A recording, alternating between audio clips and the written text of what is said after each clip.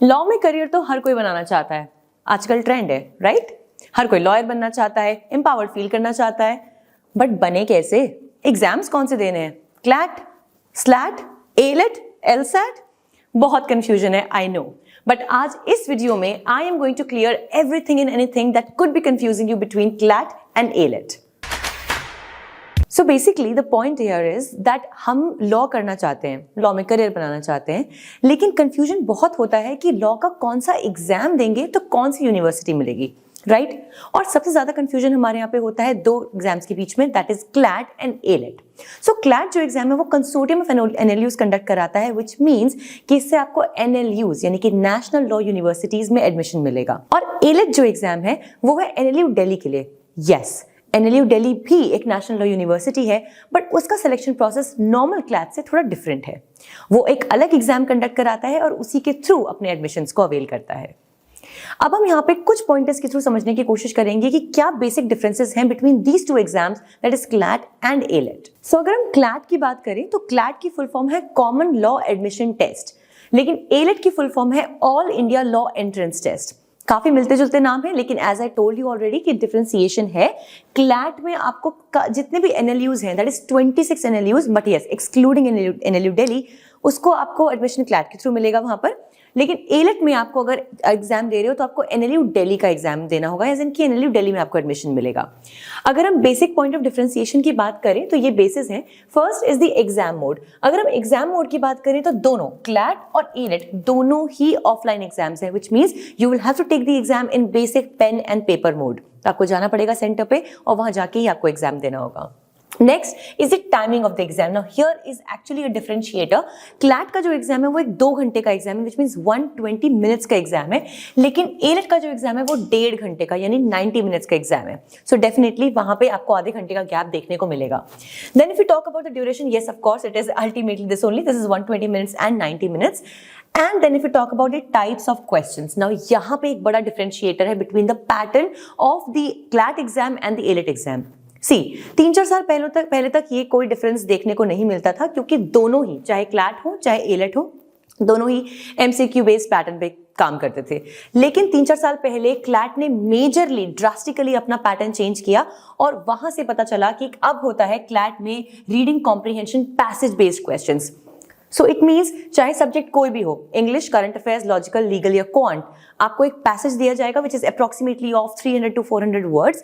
उन पैसेज में से डिराइव्ड क्वेश्चंस होते हैं, approximately 4 to 5 MCQs from each passage, and then only you will be able to take this question. So जहां CLAT का pattern completely reading comprehension passage based बन चुका है, वहां पे अभी भी एलेट का जो पैटर्न है वो कंप्लीटली MCQ बेस्ड ही है. सो इस वे में कुछ हद तक हम कह सकते हैं कि क्लैट का एग्जाम काफी टफ हो गया है as compare to the AILET exam. Then if we talk about the total number of questions, so CLAT में आते हैं 120 questions, जिनका ब्रेकअप भी हम अभी स्टडी करेंगे कि एक्चुअल में पॉइंट्स ऑफ डिफरेंशिएशन सब्जेक्ट्स में कितना है CLAT और एलेट के बीच में. और एलेट में आते हैं 150 questions. So आप डिफिकल्टी लेवल को यहाँ पे हो सकता है कंफ्यूज हो रहे हो कि यहाँ पे 150 क्वेश्चंस तो ज्यादा डिफिकल्ट होगा, but please keep in mind कि 120 MCQs पैसेज बेस्ड क्वेश्चंस हैं. So this will be time consuming for sure अगर आप प्रैक्टिस नहीं कर रहे हैं रीडिंग की तो. And finally if you talk about the negative marking, दोनों की negative marking scheme absolutely same है. Every question will have a positive mark of 1 mark, which means अगर आप सही मार्क करते हैं, आंसर सही है आपका, तो आपको +1 मिल जाएगा, और हर गलत आंसर के लिए आपको 0.25 डिडक्ट कर लिया जाएगा. Similar is for AILET as well, +1 आपको मिलेगा एक करेक्ट आंसर के लिए और -0.25 एक रॉन्ग आंसर के लिए. So one has to be really very very sure of attempting the question. लेकिन डरना नहीं होता है, लेकिन अटेम्प्ट्स जो आपको लेने होते हैं थोड़े कैलकुलेटेड होने चाहिए. अब इसी के साथ काफी बार कंफ्यूजन आता है कि क्लैट और एलेट के सब्जेक्ट मैटर्स में भी कोई डिफरेंस है क्या, व्हिच मींस द सिलेबस. दोनों के सिलेबस में काफी हद तक कुछ चीजें सेम भी हैं, बट कुछ डिफरेंशिएटर्स भी हैं. Let me take you to the next slide and I will tell you कि क्या डिफरेंसेस हैं दोनों के सब्जेक्ट्स में. सो अब आते हैं उस एरिया में जो काफी कंफ्यूजिंग हो सकता है, बट उतना ही जरूरी है इसके बारे में जानना भी. सो कुछ कलरफुल बादल आपको दिख रहे होंगे. आई नो उतनी कलरफुल लाइफ प्रिपरेशन के दौरान रहती नहीं है, बट आई विश आप सबकी लाइफ ऐसी रहे हमारे साथ, आई कांटेक्ट के साथ. So anyway when we talk about both these exams, that is CLAT and AILET, तो इनमें ये जो है सब्जेक्ट्स हैं, बट अभी आपको कुछ यहाँ पे एक वर्ड और देखने मिल रहा होगा, I will tell you about that as well. So पहले अगर हम बात करते हैं इंग्लिश की, which is called as the English language, so जो एग्जैक्ट नेम है सब्जेक्ट का दैट इज इंग्लिश लैंग्वेज। तो अगर हम क्लैट की बात करें तो अप्रोक्सीमेटली 120 में से, रिमेंबर क्लैट में 120 क्वेश्चंस थे और एलेट में 150 क्वेश्चंस हैं। तो अगर हम इंग्लिश लैंग्वेज की बात करें तो क्लैट में approximately 22 to 26 questions English language से आते हैं। Again please remember passage based questions English language से आते हैं, जो पूरे पेपर का that is out of 120 questions 20% form करता है। Please be mindful everyone that ये 20% यानी जो परसेंटेज है क्लैट के एग्जाम के लिए है, ये एलेट के लिए नहीं है। ओके फिर अगर हम बात करते हैं जीके एंड करंट अफेयर्स की, which is rather I would say a backbone, one of the very essential parts of the syllabus when it comes to both CLAT as well as ALET. So अगर हम CLAT की बात करें तो approximately 28 से 32 questions हर साल 120 questions में से आपको जीके करंट अफेयर्स यानी static GK as well as जो करंट इवेंट्स चल रहे हैं उनमें से देखने को मिल सकते हैं, and that is about 25% of the paper. Calculation आप खुद कर सकते हैं ऑब्वियसली।